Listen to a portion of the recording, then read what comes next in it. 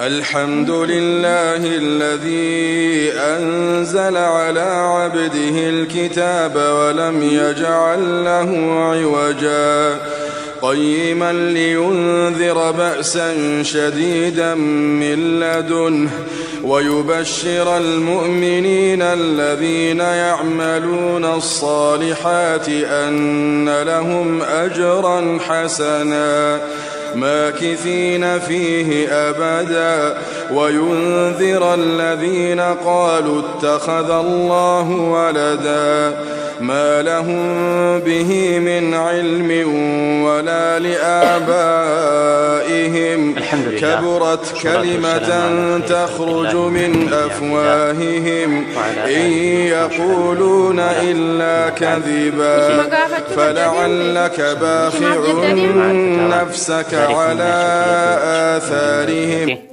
ቤተሰብ ሳይፈቅድ ንቃብ ማድረግ እንዴት ይታያል? አላህ ተባረከ ወተዓላ ውሳኔ የሰጠበት ጉዳይ ላይ ሸሪዓ ህግ ያስቀመጠበት ጉዳይ ላይ የማንም ፈቃድ አይጠበቅም።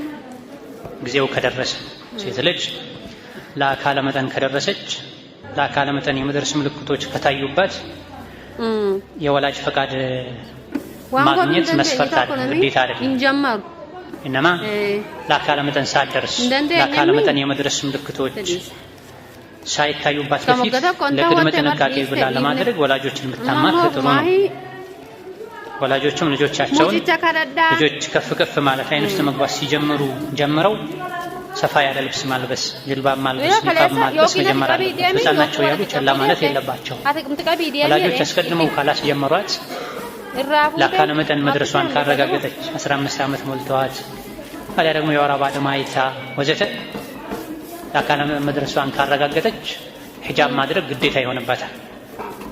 ልክ ሶላት ጾም ግዴታ እንደሚሆን ዘካት ሶላት ስገዱ እንደተባለ ሁሉ በቁርአን ሒጃብ አድርጉ ተብሏል።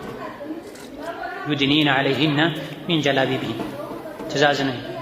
ነቢያችን ሆይ ለሚስቶችህ ለሴት ልጆችህ ለመላው አማኝ ሴቶች ንገራቸው ላያቸው ላይ ጀልባባቸውን ለቀቅ እንዲያደርጉ ይላል።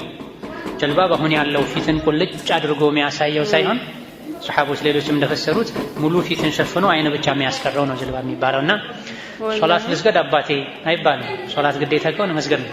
አባት ከልክሎኛል እናት ከልክለኛለች ብሎ ሶላት አይተውም። ሒጃብም እንደዚህ ነው። ነገር ግን ዋጅብ ካልሆነ እናቶች አባቶች ትንሽ ቆይ ካሉ ለአካለ መጠን ካልደረሰች አባት እናትን ማስፈቀዱ ፈቃዳቸውን መጠበቁ መልካም ነው። ሌላኛው ጥያቄ ዘካተል ፊጥር ምን ሰጠው የጾምንበት አካባቢ ነው ወይስ ሌላ ቦታ